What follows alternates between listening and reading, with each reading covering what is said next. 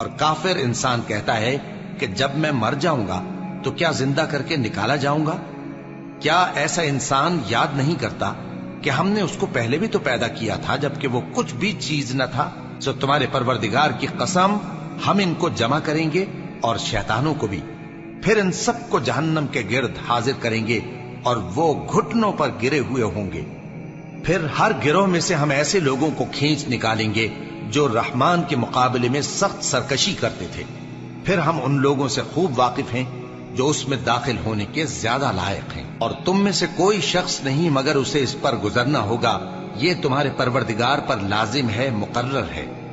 پھر ہم پرہیزگاروں کو نجات دیں گے اور ظالموں کو اس میں گھٹنوں کے بل پڑا ہوا چھوڑ دیں گے۔ اور جب ان لوگوں کے سامنے ہماری آیتیں پڑھی جاتی ہیں تو جو کافر ہیں وہ مومنوں سے کہتے ہیں کہ دونوں فریق میں سے مکان کس کے اچھے اور مجلسیں کس کی بہتر ہیں، اور ہم نے ان سے پہلے بہت سی امتیں ہلاک کر دیں، وہ لوگ ان سے ٹھاٹ باٹ اور نمود و نمائش میں کہیں اچھے تھے۔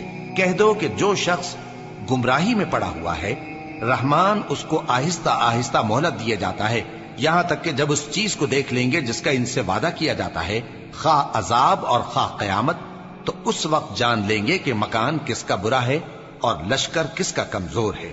اور جو لوگ ہدایت یاب ہیں اللہ ان کو زیادہ ہدایت دیتا ہے، اور نیکیاں جو باقی رہنے والی ہیں وہ تمہارے پروردگار کے ہاں صلے کے لحاظ سے خوب اور انجام کے اعتبار سے بہتر ہیں۔ بھلا تم نے اس شخص کو دیکھا جس نے ہماری آیتوں سے کفر کیا اور کہنے لگا کہ اگر میں ازسر نو زندہ ہوا بھی تو یہی مال اور اولاد مجھے وہاں ملے گا؟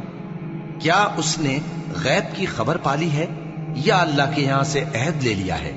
ہرگز نہیں، یہ جو کچھ کہتا ہے ہم اس کو لکھتے جاتے اور اس کے لیے آہستہ آہستہ عذاب بڑھاتے جاتے ہیں، اور جو چیزیں یہ بتاتا ہے ان کے ہم وارث ہوں گے، اور یہ اکیلا ہمارے سامنے آئے گا۔ اور ان لوگوں نے اللہ کے سوا اور معبود بنا لیے ہیں تاکہ وہ ان کے لیے موجب عزت ہوں، ہرگز نہیں، وہ معبود ان کی پرستش سے انکار کریں گے اور ان کے دشمن و مخالف ہوں گے۔ کیا تم نے نہیں دیکھا کہ ہم نے شیطانوں کو کافروں پر چھوڑ رکھا ہے کہ وہ ان کو خوب اکساتے رہتے ہیں؟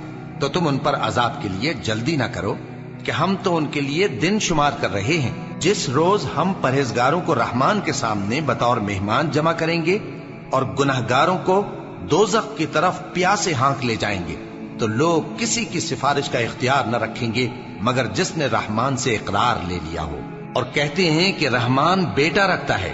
ایسا کہنے والوں، یہ تو تم بری بات زبان پر لاتے ہو۔ قریب ہے کہ اس جھوٹ سے آسمان پھٹ پڑے اور زمین شق ہو جائے اور پہاڑ پارا پارا ہو کر گر پڑے کہ انہوں نے رحمان کے لیے بیٹا تجویز کیا، اور رحمان کو شایع نہیں کہ کسی کو بیٹا بنائے۔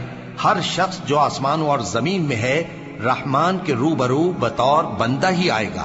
اس نے ان سب کو اپنے علم سے گھیر رکھا اور ایک ایک کو شمار کر رکھا ہے، اور یہ سب قیامت کے دن اس کے سامنے اکیلے اکیلے حاضر ہوں گے۔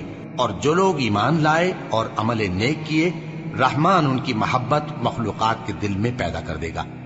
اے پیغمبر صلی اللہ علیہ وآلہ وسلم، ہم نے یہ قرآن تمہاری زبان میں آسان بنا کر نازل کیا ہے تاکہ تم اس سے پرہیزگاروں کو خوشخبری پہنچا دو اور جھگڑالوؤں کو ڈر سنا دو، اور ہم نے ان سے پہلے بہت سے گروہوں کو ہلاک کر دیا ہے۔ بھلا تم ان میں سے کسی کو دیکھتے ہو یا کہیں ان کی بھنک سنتے ہو؟